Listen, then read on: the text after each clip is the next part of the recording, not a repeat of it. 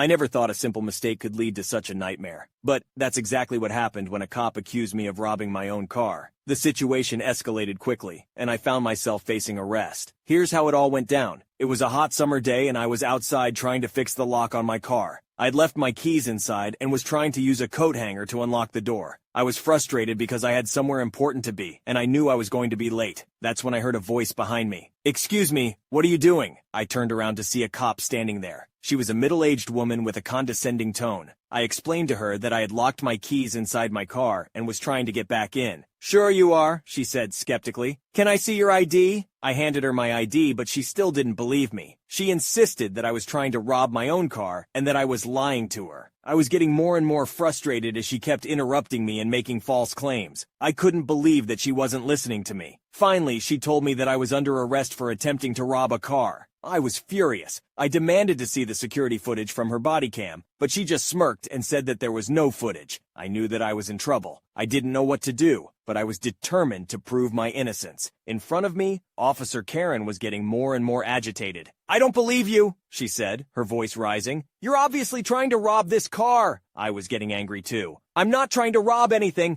This is my car." "Prove it," Officer Karen said, crossing her arms. "I can't prove it right now," I said, trying to remain calm. "But I can show you the registration and the insurance card." Officer Karen rolled her eyes. "Fine, show me." I went to the glove compartment and pulled out the registration and insurance card. I handed them to Officer Karen. She looked them over and then handed them back to me. "This doesn't prove anything," she said dismissively. "Anyone could have these." I was getting more and more frustrated. "What do you want from me?" I asked her. "I want you to admit that you're trying to rob this car," she said, her voice rising again. "I'm not trying to rob anything," I yelled, losing my temper. Officer Karen took a step back. "You need to calm down," she said, her hand on her holster. "I'm calm," I said, stepping back too. "I just can't believe that you're not listening to me." Officer Karen took another step back.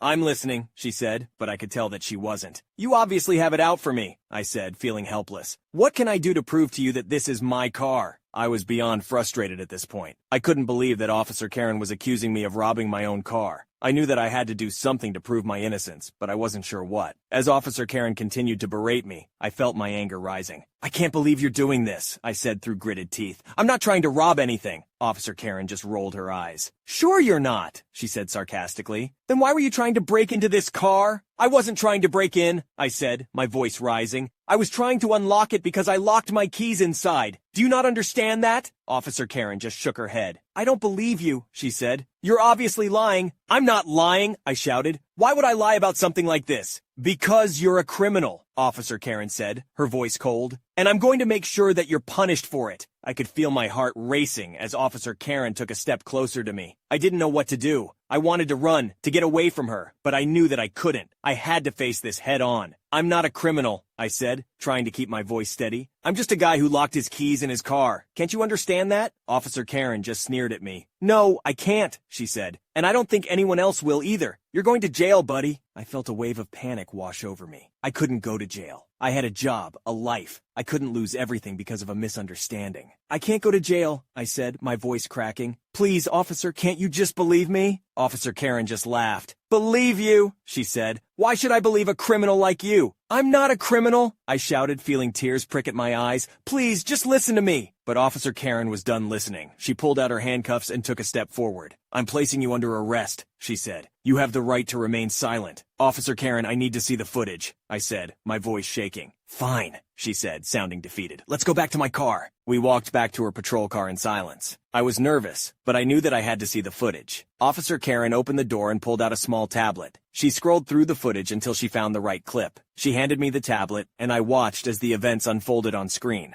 I saw myself trying to unlock the car, just as I had said. I saw Officer Karen arrive and start accusing me of trying to rob the car. I saw her refusing to believe me, even when I showed her the registration and insurance card. And then I saw her handcuffing me. "I'm sorry," Officer Karen said, looking down at the ground. "I can't believe you didn't believe me," I said, my voice shaking. "I was wrong," she said. "I'm sorry. I could have gone to jail because of you," I said, my anger rising again. "I know," she said. "I'm sorry. I'll make sure this doesn't happen again." I nodded, still feeling angry and frustrated. "You should be more careful," I said. "You could have ruined my life." "I know," she said again. "I'm sorry." We stood there for a few more minutes, just looking at each other. I wasn't sure what to say. I was still angry, but I also felt a sense of relief that it was over. I need to go, I said finally. I have somewhere I need to be. Of course, Officer Karen said. I understand. Again, I'm sorry. I nodded and walked away, feeling relieved and angry at the same time. I couldn't believe that Officer Karen had accused me of trying to rob my own car, but I was also glad that it was over. Still, I was not going to let this pass. A day after, I reported to my local police department of the incident, and I heard that this Officer Karen was receiving the disciplinary action she deserved. This wasn't the first time she apparently had done this, and they were glad that I brought their attention this. All in a day's work. Who wants to be accused of stealing their own car anyway? Wow, what a crazy story. It's hard to believe that something like this could happen. I'm glad that they were able to prove their innocence and that officer faced consequences for her unprofessional behavior.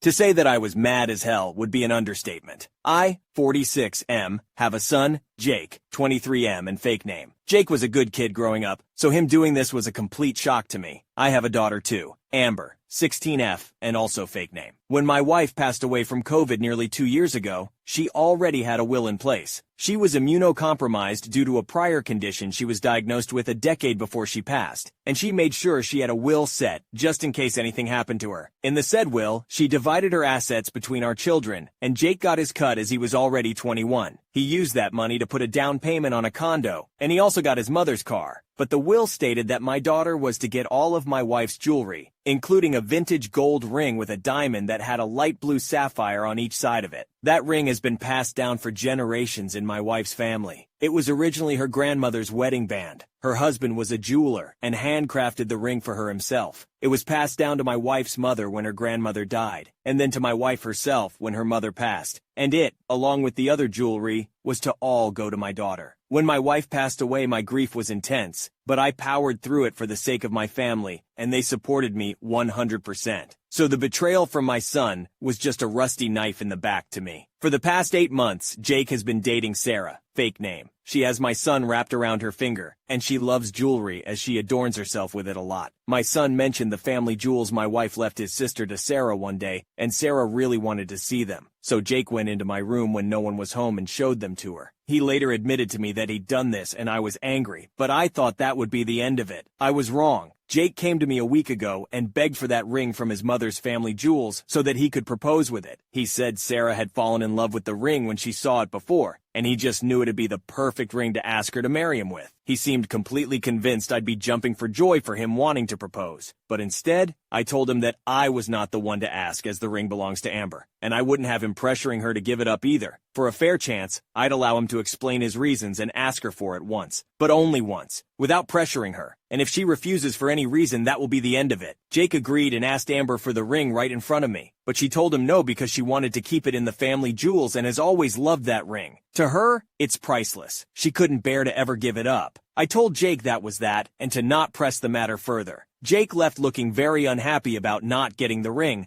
but I thought he'd let it go and look into finding a similar one. But he came back another day while I was at work to talk to his sister after she got home from school. He and Amber got into a huge fight about the ring, and Amber called me crying. I called Jake and told him to get out of my house and leave his sister alone. Jake yelled at me that he should have just as much right to the ring as his sister because my wife was his mother too. But I reminded him he got a lot of his mother's money and her car. The jewelry is Amber's, and only hers. He hung up on me, and Amber soon texted me that he left very angry. Later, right before I left work, my daughter called and told me that Jake came back. He walked in dressed in a suit, went into my room and took something, then left without saying anything to Amber. She tried to keep him from leaving, but he shoved her out of the way. I rushed home as soon as my shift was over and checked my wife's jewelry box. The ring was gone. I immediately called Jake, but he didn't answer. So I messaged him that I'll get the police involved if he doesn't return the ring. Using it to propose won't stop me from taking it back. That finally made him talk to me, and he tried to say that I couldn't do that to him because he's my son. I said I can and will because he outright stole the ring, and he'd better bring it back right away, or I would take drastic measures. Well, he phoned me right after that, and in a whisper, he said that it was too late. He'd taken his girlfriend out to dinner and proposed to her with the ring. He hadn't had it for more than an hour by this point, yet the ring was already on her finger. I said that was his problem. He stole the ring, he can bring it back. It's not his, and I will do whatever it takes to make sure it's returned. And if that means going to the police and blowing the whole situation up, then so be it. I'll file a report, I'll even get a lawyer. Jake started crying and saying I couldn't do this to him. I told him tough luck. He stole from both his sister and dead mother. I would not back down until the ring was returned. Jake wouldn't stop crying and making excuses, so I told him to have the ring back by morning, or I would be moving forward with legal action. Jake is my son, but he still broke the law, and I couldn't overlook what he did. He said he'd be by in the morning to talk and ended the call while crying even more. Well, Jake did show up in the morning and brought his girlfriend with him to try and guilt us. Turns out she not only knew he stole the ring, but she wanted to keep it anyway because she was completely in love with the ring since she first laid eyes on it. I told her I didn't care. She could have a jeweler make a copy of it or something, but the original doesn't belong to her. It belongs to my daughter and deceased wife. Jake begged me one more time not to make her give it back, but I and my daughter stood firm. Return the ring or face the police and maybe even a potential lawsuit. Jake's girlfriend pulled the ring off her finger and dropped it in my daughter's hands, called me an evil bastard, then left my house in tears. Jake started screaming at me that I may have just destroyed his relationship. I retorted him that he did this to his own relationship by stealing a ring that didn't belong to him. What kind of son steals from his own sister and dead mother? That is beyond terrible. Jake had nothing more to say to me and walked out to follow after his girlfriend. I didn't get anyone else involved in the situation, but Jake did. He tried getting support from friends and family, but he got the exact opposite reaction he'd hoped for. They were all mad at him over what he'd done. I got many phone calls and messages from people offering me condolences and saying they were not on Jake's side. I tried to do damage control, but now everybody knows. It's been a week now, and Jake's refused to speak to me. I've sent him detailed pictures of the ring, just in case he wanted a jeweler to replicate it. But making a copy would be very expensive unless he used fake stones. And thus far, there has been no response. I don't know what the situation is with his girlfriend, if she even still is his girlfriend after what happened. But I still stand by the fact that Jake had to return the ring. I have since had all my wife's jewelry placed in a safety deposit box that only I have access to. And the jewelry will remain there until my daughter is 21, and may even stay there if she wants to keep it safe that way. I know I'm in the right to have reclaimed the ring. However, I don't want my son to hate me, and I don't want the family to hate him. A week soon passed, and well, my son's girlfriend Sarah has officially broken up with him. He's devastated and blaming me. Some friends previously pointed out that I gave him too much credit in saying he was a good kid. He used to be. But the person he is now, I just do not recognize. Whether he was always like this deep down, or if he just fell for the wrong person and let her change him for the worse, is a mystery to me. But it doesn't justify what he did. After I forced him and Sarah to return the stolen ring, she apparently spent days crying in bed, then told Jake that she didn't want a different ring, no matter how much he told her he'd get her another one. She wanted my deceased wife's ring, and she couldn't imagine possibly having a different one for their engagement now that it had already been on her hand, even though it was only for a few hours and stolen. The last time I met someone who cried that much about being made to return stolen property, they were 4 years old. I heard more than one person say they thought Sarah was being a big baby about it. The situation was no secret because Jake spilled the beans looking for support to the whole family and Sarah's friends. As my friend knows, that backfired badly for them. Well, after Jake's failed gambit for support, all the local drama lovers latched onto the situation like barnacles to a boat, and they kept messaging me with more information, even though I wasn't asking. So I was being kept in the loop even though Jake and Sarah weren't talking to me. My son had the pictures I sent him so that he could try and replicate the ring and took them to a jeweler. The jeweler said he could make a similar ring based on the pictures, but he'd want to closely examine the original and take proper measurements to make an evaluation of the stones and metal in order to see what it'd take to make as close of a copy as possible. Jake waited for a while before swallowing his pride to call me again. His girlfriend was finally at least entertaining the idea of making a copy, but she wanted it to be an exact copy, down to the smallest detail. They called me a couple days and asked me to bring the ring to a jeweler to get a proper quote on the cost of making a duplicate. I agreed to take an extended lunch break and meet at the local jeweler. I got the ring from the safety deposit box and guarded it closely. I could see Sarah's eyes light up with greed the moment she saw it again. She reached her hand out and asked to wear it just one more time, then pouted like a child when I told her no. For all I knew, she'd take off running the second she had it. The jeweler looked at the ring very closely for a little while and said it was worth more than we thought, and to copy it would cost a lot. The ring was decades old and expertly crafted by my wife's grandfather sometime in the 1940s. The jeweler singed its praises even. The diamond and sapphires were decently large for an engagement ring, and the ring itself didn't use a slim gold band, but a pretty thick and heavy one, made of what was estimated to be 18-karat gold. But there was more. The stones themselves were set in platinum, and the ring had many ornate floral carvings on it. The stones alone needed to make an identical ring was more than Jake's current budget, and not including antique value. Making a copy of a ring like that with that variety of materials would cost a lot in time and labor, because every part of it would have to be handcrafted. If was 5 times what Jake had saved. The best he could have done would be to make a down payment and then spend years in debt. Sarah enthusiastically wanted Jake to have the ring made anyway, but the cost was just too much. So the jeweler suggested they have one made that just looks the same. It didn't need to be made of the exact same materials. They could use a center stone that just looks similar to diamond, and replace the platinum with a similar metal I can't remember the name of. But it would have reduced cost by a lot. There was also a suggestion of looking for a modern ring that looks similar that's already made, which would be far cheaper as well. In fact, the jeweler already had 3 rings set aside that all looked somewhat similar with a central diamond and sapphires, and all very reasonably priced. Jake was all for either idea when Sarah suddenly slapped him while calling him a cheap broke wannabe, then turned on her heel to me and called me an evil bastard again for taking the original ring back because it had already been given to her when Jake proposed, and should still be hers regardless. Then she held up her hand in the manner one does when they expect you put a ring on their finger, and outright demanded the ring back while saying it was her right to wear it, and that my daughter wouldn't need it because it'd go to waste with her. She actually said it's not like my daughter would be doing the proposing to anyone, since a man could just get a different ring for her someday. Oh boy, did that make me angry, and she clearly noticed because she took a couple of steps back. I looked her dead in the eye and said that my wife's family ring will never be hers. It wasn't Jake's to give away, and he knew it. That's why he went out of his way to steal it while I wasn't home, because he hoped I wouldn't demand it back if he used it. But neither he nor she ever had a right to it. Then I said that it's entitled people like her that are what's wrong with the world now. She acts like whatever she wants should be handed to her, and she's lusted after my wife's ring ever since Jake first showed it to her. That whole speech was a bit long-winded with some conjecture, I know, but I just couldn't hold myself back verbally anymore.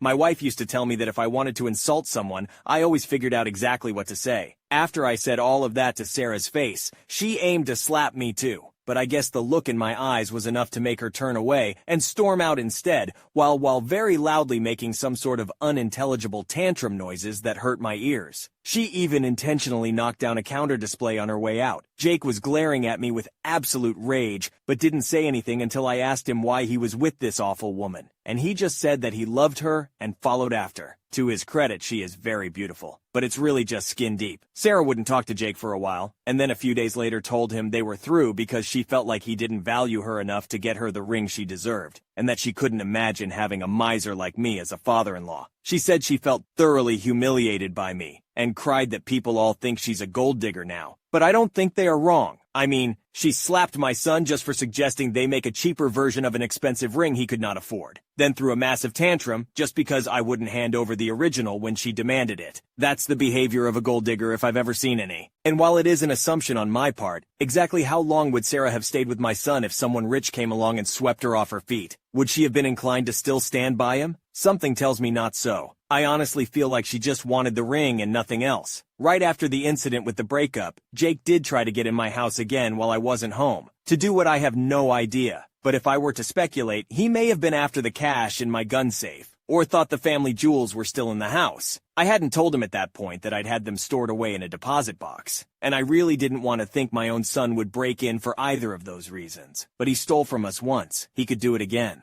Someone here suggested I replace the locks on my house, and I did, so Jake's key would no longer work. I'm looking into getting cameras put in now, too. My daughter Amber called me after Jake showed up and said she was terrified while he was banging on the front door and demanding to be let in. I called his cell and he didn't pick up, but I guess it spooked him because Amber said he left right after his phone started ringing. He has a set ringtone for me, so he knew it was me calling in an instant. Jake called later that evening, but before he could start yelling at me, I demanded to know what the hell he was doing trying to break into my house while I wasn't home earlier. He scared his sister and she nearly called police. Jake dodged the question by being angry about me changing the locks because I don't trust him. I said, damn right I don't trust him. Not after what he did. Jake fired back that I couldn't just be happy for him, and that if his mom was still alive, she'd have wanted him to use the ring to propose. I saw red and said that if she wanted that, she'd have willed it to him. So he began whining and saying it was all my fault. He explained exactly what Sarah said when she broke up with him, and how she called me a miser, among other things. Then ranted about how I always thought Sarah was never good enough for him.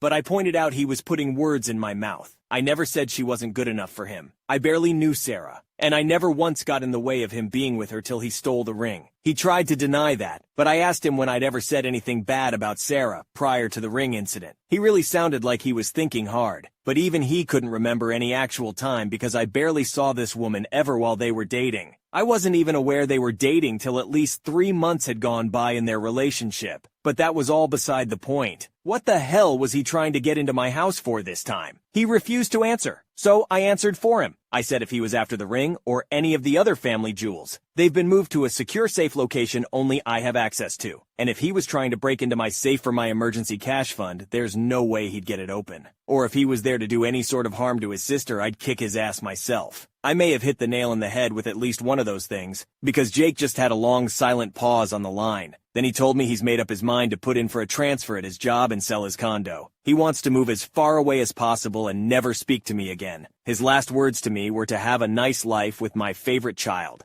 I don't understand how my son has so completely changed on this level in just a year. I never actually called Sarah a manipulative gold digger until recently. I said she had my son wrapped around her finger and she loves jewelry. Though I guess that's not all that different in the long run. But in truth, she is a manipulative gold digger. Especially after the drama act she put on to try and keep a ring that was never hers. I mean, she spent days in bed crying over a ring she knew was stolen. And then had her huge tantrum at not being able to get it back or copy it. And now because of her, my son has chosen to wash his hands of me and his sister altogether. I am devastated. But at the same time, furious that my son would do such things just to appease this witch of a woman he'd only been dating 8 months. That's not enough time dating before proposing. I dated my wife for over 2 years before popping the question. I shudder to think what things would have been like if that witch had married my son. I know Jake is going to blame me for a long time, and I'm not sure if we'll ever speak again. I hope one day we can reconcile, but for now I think we need time apart. Amber is also very upset. She's extremely thankful I got the ring back for her, but she's just as shocked as I was that Jake has become like he is now. And she's referring to him as a brute for how he shoved her aside when he stole the ring and also calling him a simp, whatever that means. Thankfully, she has a great support system with me and the rest of the family, something I know Jake doesn't have right now. Multiple family members have called or messaged him to tell him off, and his now former best friend even came to me to apologize. He and Jake got in a nasty fight over what he'd done, and when his own best friend since elementary school didn't see things from his side, Jake cut him off too. Jake's ex-girlfriend Sarah also got in trouble with her own family. Her parents contacted me to ask for my side of the story, and then apologized for their daughter's behavior. They only knew a small bit of what happened, but were appalled to hear about the way she'd acted. Like Jake, they said she used to be a much kinder person. But in the past few years, she's changed so much. They are severely disappointed in her. They were also covering half of the rent to her current apartment, and are now telling her that when her lease is over, they will not be renewing it with her. She can either pay the full rent herself, or look for somewhere else to live. And now she's going around cursing my name and saying this is all my fault. What is it with people these days? It's like ever since all those memes about entitled people on the internet have exploded, it just made more people like them. When I was Jake's age, I only saw people like that on rare occasions. Now, they're everywhere. I've seen 2 in the local supermarket this year even, and they're spreading their toxicity like a flood on the world. I can only hope one day my son comes to his senses and finds happiness again. Whether or not he chooses to speak with me ever again, I'll hold out hope he'll one day return to being the kind person he once was. It's honestly hard to believe some of the things that happened. I can't imagine stealing from your own family and then trying to manipulate them into letting you keep the stolen item. And then to have the girlfriend be so obsessed with the ring that she throws a tantrum when she can't keep it. That's just insane. I feel bad for the family who had to deal with all of this drama. Hopefully, Jake can come to his senses and realize that what he did was wrong.